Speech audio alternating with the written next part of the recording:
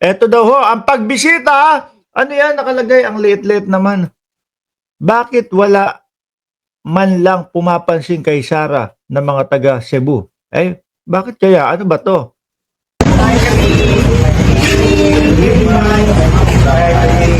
Parang ako lang pag naglalakad, no? walang kakilala. Ba't parang hindi mo pinapansin ang comment ko, Boss Mark? Sabi ni James Ballejera. Eh, sorry po, no? Ang dami nyo dyan sa comment section. Minsan talaga nalalagpasan. O ito, ang Vice Presidente, saan ba naglalakad to? Sa Cebu. Walang pumapansin.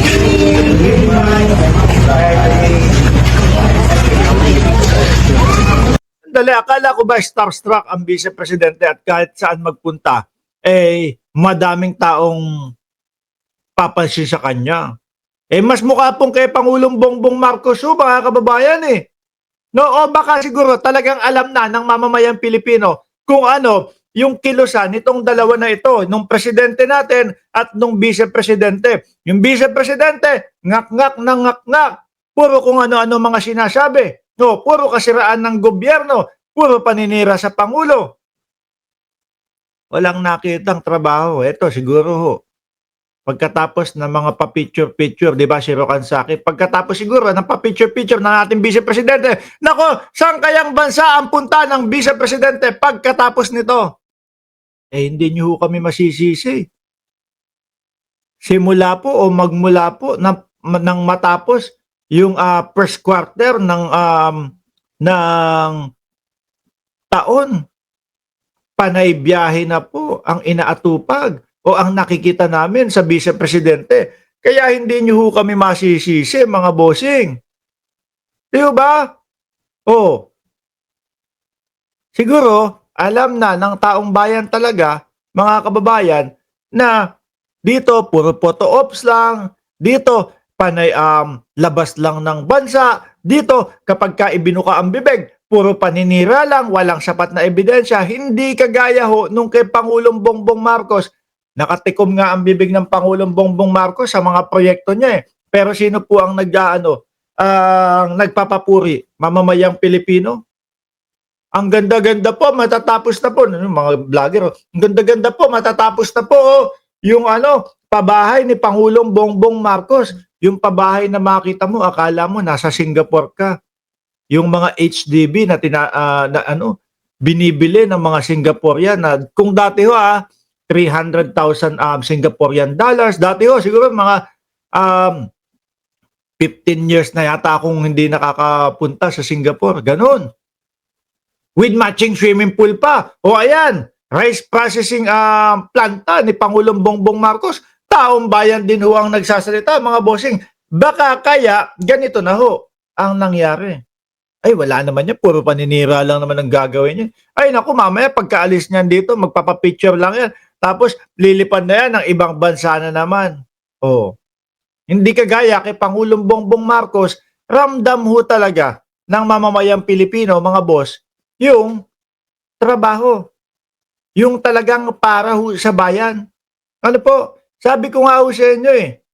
Etong isa, puro takipan ng korupsyon sa bayang Pilipinas. Yung isa naman po, siya yung talagang naghahagilap ng mga issue ng mga korupsyon sa bayan. Sino ang naglantad nung 15 kontraktor, top contractor na nakakatanggap, nakaka-receive, no, at paborito na mabigyan ng proyekto sa gobyerno? Diba si Pangulong Bongbong Marcos ho? At doon po simulang nagkagulo-gulo lahat, mga kababayan. Nung lumantad, lumabas, pinatawag na yung mga diskaya. Pinatawag na yung mga contractors. Hindi ko sinasabi na lahat po nung nando sa top 15 ay may kalokohan, mga kababayan. Pero mangilan-ngilan sa kanila, may mga ghost project at may mga substandard project ko. Nagkaturuan na, tinuro yung Kongreso, tinuro yung Senado, tinuro. Kaya nga sabi ko sa inyo ewan ko kung ako lang yung masaya dahil nagkakagulo-gulo sila diyan sa gobyerno, diyan sa yung Kongreso, tinatarget yung mga senador, yung senador tinatarget yung mga congressman at kung sino-sino pa. Panalo tayo diyan. Sila ho nagpupulisan, mga kababayan. Sila ho ay nagbubukingan ho 'Di ba? Ang ganda nung ginawa ni Pangulong Bongbong Marcos. O sige, basta ito, ilalapag ko itong mga ito. 'Di ba, Chaycher at Delia Rosario at Ceresa Force family, ilalapag ko ito. Bahala na kayong magturuan diyan. Bahala na kayong magbukingan sa isa't isa niyan. Pagka ganyan ang nangyari, patuloy silang naglabasan ng kanilang mga ebidensya doon sa mga kalaban nila. Tayo naman pong mga Pilipino, nagmamanman lang, nanonood lang, nakaganyan lang. Pero, ano po, unti-unti pong nauubos yung mga korap na mga politisyan ho. Diba? Oh, kaya, sabi ko, ang galing nung ginawa ng Pangulo. Latag lang siya. O, eto, yung top 15 contractors. Ano? O, iba dyan, meron yung iba dyan, merong mga ghost project, yung iba dyan, substandard ang gawa, yung iba dyan, di na tinapos. O, sila na naglaglagan. Sabi ni Mark Estacador, okay lang naman din sa akin ng konti. Kaso kasi nakikita ng buong mundo kaya conflict. Okay lang ho talagang yun ang katotohanan ho No? Okay lang makita ng buong mundo. Yun ang katotohanan sa ating bayan. Bakit tayo mahihiya?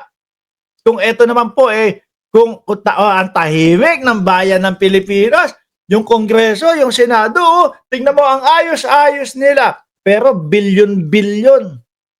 'Di ba? Bilyon-bilyon ang nawawala sa pondo ng ating bayan kada taon, kada buwan. Oh. 'Di ba? Ako mas okay sa akin na ngayon makita, malaman ng kabuuan ng mundo para yung mga magnanakaw na yan mapahiya hindi lang sa bayang Pilipinas, kundi po sa buong mundo. Mga bossing, nung mga nakaraang taon, meron akong nakita, most corrupt na administrasyon. Oh. Kumalat yun sa buong mundo. Diba? Alam niyo na kung sino yan. Wag na natin banggitin, baka sabihin Mark, wala ka naman patunay dyan Hindi meron. Lumabas yun Hindi ko na lang babanggitin. Kasi nga mga boss chief mo sir, wala dito sa harapan natin yung materyales para sumuporta doon sa sinasabi ko. Sabi ni Ma'am Neng Gigi, Mark, makigreet nga ng happy 76th birthday. Yung mami ko, si Ma'am Lilia G. from Toronto. Canada. Ano to? Ma'am Neng, ikaw Neng Gigi. Tapos si nanay naman, Lilia G naman. Puro kayo G. Happy birthday po, Ma'am Lilia G. Tuloy.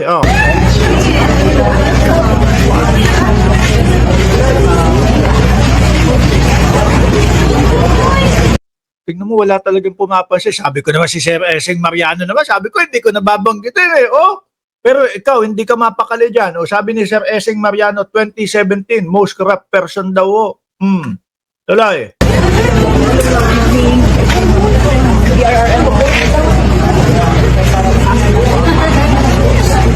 Okay na po. Siguro, babiyahin na po kayo. Baka malate po kayo sa inyong flight. Humayo na po kayo, Madam Vice Presidente. Sasamahan na daw po kayo sa inyong paglipad ni Sir Ruel, LG, at ni Chaycher, at ni Jordan G. Nagagalit sa inyo si Jordan G.